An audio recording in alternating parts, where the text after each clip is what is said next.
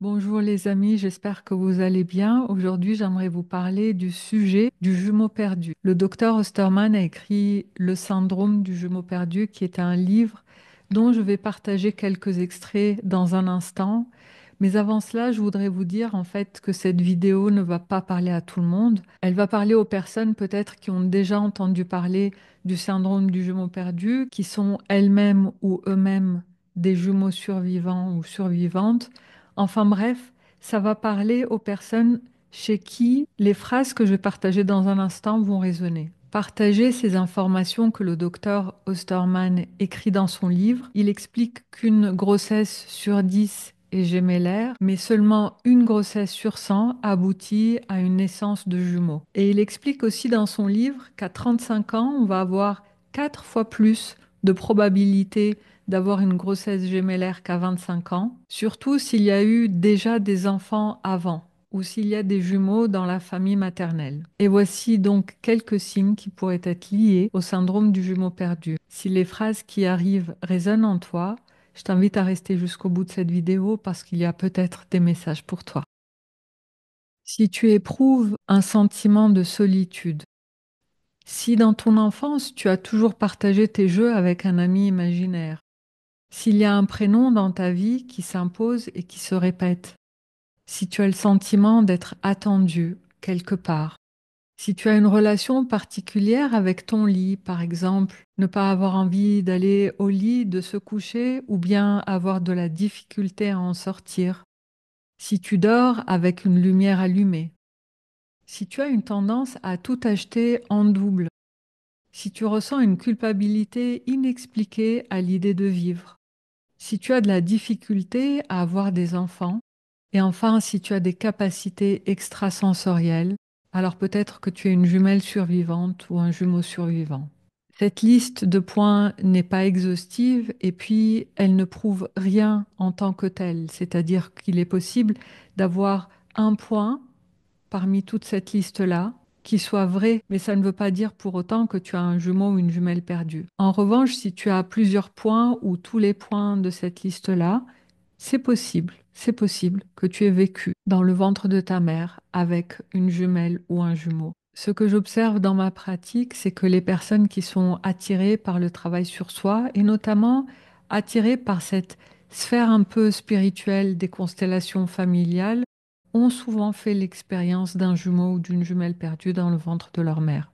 Je dis ça et je n'ai aucune certitude. Faites confiance en votre intuition profonde. Donc si vous êtes une jumelle survivante ou un jumeau survivant, je pense qu'il y a une part de vous qui le sait déjà, car les cellules se souviennent de tout. On sent et on sait tout dans le ventre de notre mère. Et les personnes qui ont un jumeau perdu ont la mémoire de sa présence et de son départ. Le docteur Osterman a partagé quelque chose dans son livre que j'aimerais vous lire. Des médecins danois filmèrent des fœtus de 16 semaines par échographie pendant une amniosynthèse. Après ce prélèvement, la moitié des fœtus resta immobile pendant 2 minutes.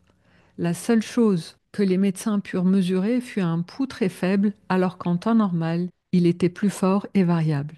Chez des personnes en vie, cette réaction est connue comme un signe clair d'un état de choc. Werner Gross décrit des analyses semblables. Lors d'une amniosynthèse, une aiguille est introduite dans l'utérus et le fœtus y réagit en s'éloignant à la vitesse de l'éclair.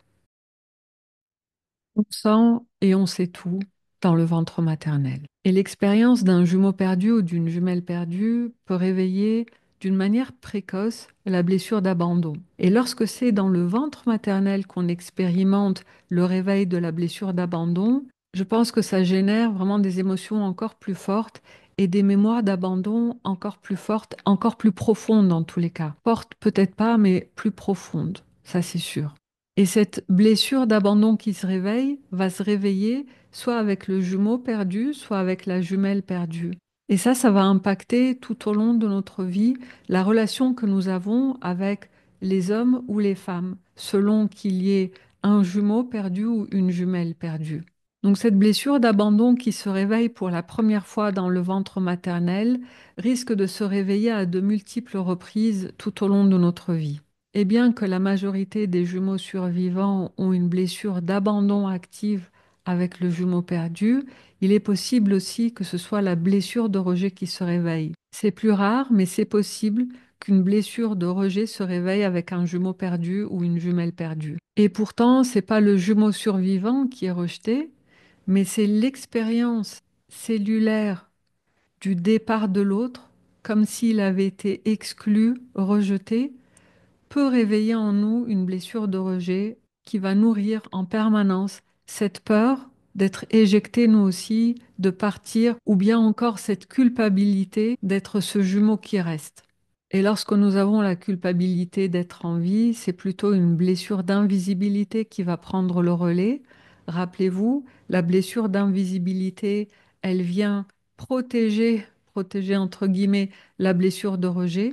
Donc l'idée que l'autre soit parti et que nous ayons été choisis pour rester, cette culpabilité d'être en vie a pour origine cette blessure d'invisibilité. La blessure d'invisibilité, j'en parlerai plus en détail dans une prochaine vidéo. Si le sujet vous intéresse, bien sûr, je voudrais plus aller en détail sur comment elle fonctionne et surtout comment se libérer du mécanisme de protection de cette blessure d'invisibilité, comment guérir sa blessure d'invisibilité. Ça fera l'objet d'une autre vidéo. Mais pour l'heure, on va revenir au syndrome du jumeau perdu. Donc, quand on fait l'expérience du réveil de la blessure de rejet, elle peut se transformer en une blessure d'invisibilité. On sait que cette perte-là va impacter beaucoup de choses dans notre vie. Et l'impact peut se faire sur plusieurs niveaux et dans différentes sphères de vie. Par exemple, l'impact peut être sur le domaine professionnel, il peut aussi être sur le domaine sentimental ou relationnel d'une manière plus générale, et il peut aussi avoir un impact sur notre relation à l'argent. Mais alors, comment confirmer qu'on a une jumelle ou un jumeau perdu? Déjà, pour commencer, il faut comprendre qu'il y a une part de nous qui sait. On a des mémoires cellulaires qui savent, qui contiennent l'information. Donc, il y a une part de nous qui sait. Ça veut dire que quand on commence à se poser des questions et en même temps qu'on se pose les questions, il y a des choses qui se passent dans notre corps, on peut creuser pour vérifier s'il y a eu un jumeau ou une jumelle perdue. Donc ma première suggestion, c'est vraiment de se faire confiance, de faire confiance en son intuition pour percevoir les informations qui sont déjà là en nous. Et pour les personnes qui aimeraient vraiment aller un peu plus loin, voici quelques manières que je suggère pour pouvoir confirmer l'existence d'un jumeau ou d'une jumelle perdue. Les constellations familiales et systémiques permettent de découvrir s'il y a un jumeau ou une jumelle perdue. C'est possible de faire une constellation pour avoir des éléments de réponse, mais ce que je suggère, c'est toujours de venir avec une intention. Parce que découvrir si on a une jumelle ou un jumeau perdu dans l'absolu, d'accord, c'est bien, parce que ça fait toujours plaisir de savoir, ou bien ça permet d'être soulagé et de se dire, ah d'accord, ok, si je vis tout ça, si je vis ce sentiment de solitude intense, ou bien si j'ai des défis avec tel sujet, c'est parce qu'il y a eu un jumeau ou une jumelle perdue. Mais je pense vraiment que ce qui est très aidant, c'est de venir à une constellation avec une intention. Par exemple, l'intention, ça pourrait être de défaire le nœud énergétique dans notre système pour pouvoir créer des liens plus sains ou créer des liens plus harmonieux avec les autres pour pouvoir peut-être former un couple heureux, harmonieux. Peut-être que c'est au niveau du sujet professionnel pour prendre sa place, pour trouver d'abord sa place et puis la prendre, ou peut-être un sujet en lien avec l'argent. Faire une constellation pour résoudre une situation, c'est beaucoup plus aidant que de faire une constellation juste par curiosité. Lorsqu'on fait une constellation, en fait, ce qui se passe, c'est qu'on se connecte à un champ d'information. Bert Hellinger appelle ce champ d'information le champ qui sait, le champ des connaissances, le champ quantique. Il a plusieurs noms, ce champ d'information. Mais on se connecte à ça comme si on entrait dans un espace où il y avait des informations sur tout et tout le monde. Donc imaginez un peu comme si c'était une bibliothèque et il y a un rayon avec des livres qui concernent nous, notre passé, notre vécu, notre famille, etc. Et nous avons donc des livres qui concernent chaque chapitre de notre vie. Si on vient dans la bibliothèque juste par curiosité, on va pouvoir peut-être avoir des informations par-ci, par-là, mais rien de vraiment constructif pour pouvoir résoudre une situation en particulier. En revanche, quand on vient faire une constellation avec une intention précise, cette intention-là va nous permettre d'aller accéder pile au chapitre dont on a besoin pour résoudre la situation actuelle, celle qui est dans le présent et qui contient peut-être un nœud énergétique dans notre système qui a besoin d'être libéré. C'est une recommandation, bien évidemment. Vous faites vraiment comme ce qui vous paraît être le mieux pour vous. Mais si vous faites une constellation par curiosité, vous allez avoir des informations, j'ai envie de dire, pratiquement inexploitables, inutilisables dans la situation que vous vivez. Mais quand vous venez avec une intention, le résultat peut vraiment être spectaculaire. Mais les constellations familiales ne sont pas le seul outil qui permet de confirmer l'existence d'un jumeau perdu ou d'une jumelle perdue. Il existe beaucoup d'autres pratiques, comme par exemple la kinésiologie, pour ne citer qu'elle. On peut véritablement se sentir appelé par une technique, une méthode, une approche. Toute l'idée, c'est toujours de se faire confiance. Il n'y a pas une méthode qui est meilleure qu'une autre, il y a juste une méthode qui est plus adaptée à qui nous sommes. D'ailleurs, si parmi vous, il y a des jumeaux ou des jumelles survivantes ou survivants, n'hésitez pas à me mettre en commentaire comment vous l'avez su. Est-ce que c'est un jumeau ou une jumelle? Et puis, quelle méthode, quelle technique vous avez utilisée? Est-ce que c'est votre propre intuition, votre ressenti? Est-ce que c'est vos capacités extrasensorielles qui vous ont fait sentir la présence d'une jumelle ou d'un jumeau? Est-ce que vous avez consulté quelqu'un qui vous a révélé cette découverte-là? Je suis très curieuse de lire vos partages. Apprendre l'existence d'un jumeau ou d'une jumelle perdue peut vraiment soulager. Peut-être que dans un premier temps, ça peut surprendre, mais à un certain moment, ça peut soulager de savoir que ce qu'on a vécu et ressenti était lié au fait d'avoir partagé un moment plus ou moins long dans le ventre maternel, cet espace-là avec un jumeau ou une jumelle. Le savoir, ça peut soulager et puis aussi ça peut nous libérer de cette culpabilité d'être en vie. Ça peut aussi donner l'occasion, surtout avec une constellation familiale, ça donne l'occasion de faire connaissance avec ce jumeau ou cette jumelle, de discuter avec lui ou avec elle, de l'écouter. Parfois, on peut recevoir aussi ces messages et ça permet en fait tranquillement de pouvoir entamer le processus de deuil. Je vous partage ici un autre extrait du livre du docteur Osterman. Dans une constellation, lorsque le représentant ou le survivant lui-même prend la place du jumeau décédé, il ressent souvent ce qui suit. Tu ne peux rien changer au fait que je n'ai pas réussi à vivre. Si tu n'acceptes pas ta vie, si tu n'as pas de joie de vivre, cela ne fait qu'empirer les choses. Il nous est arrivé, dans le cadre des constellations, d'observer que des représentants se mettaient presque en colère quand l'autre ne prenait pas sa vie en main et la méprisait. Et l'esprit de la résolution est véritablement là. Une fois qu'on honore la vie qu'on a reçue, une fois qu'on fait la connaissance de ce jumeau ou de cette jumelle perdue, une fois qu'on s'autorise à prendre pleinement sa place et à vivre pleinement, la résolution est là. Et prendre pleinement sa place, vivre pleinement, ça permet de retrouver sa place au niveau d'un couple, au niveau d'une entreprise. Ça permet aussi de transformer sa relation à l'argent. La résolution est véritablement une conséquence de cette rencontre, de cette découverte du jumeau ou de la jumelle perdue.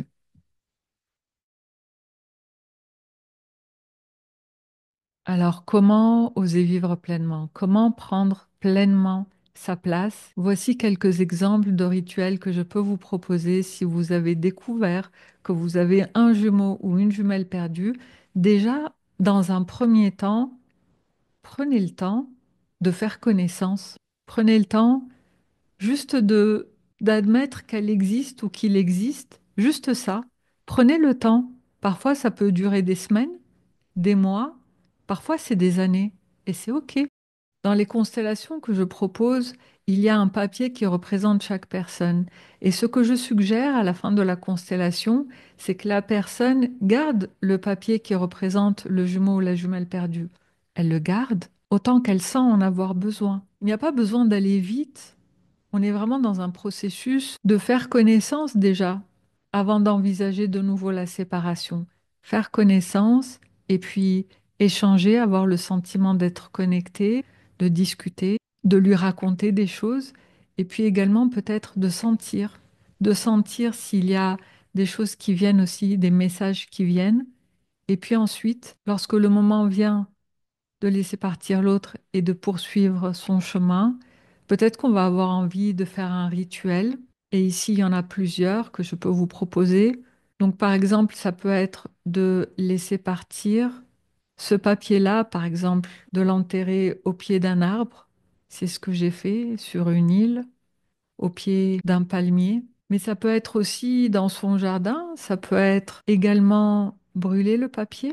Il peut y avoir mille et une manières de faire un rituel pour laisser partir l'autre. Enterrer symboliquement le jumeau perdu permet de faire vraiment, de cheminer dans ce processus de deuil pour pouvoir ensuite s'autoriser à vivre pleinement et sur tous les plans et à accueillir la vie en soi, à accueillir la vie qui nous traverse et peut-être faire des enfants, s'ouvrir à l'abondance, trouver sa place professionnellement ou tout simplement ressentir de la paix dans son cœur. Chaque grossesse compte et surtout les grossesses avant notre naissance. Chaque grossesse compte.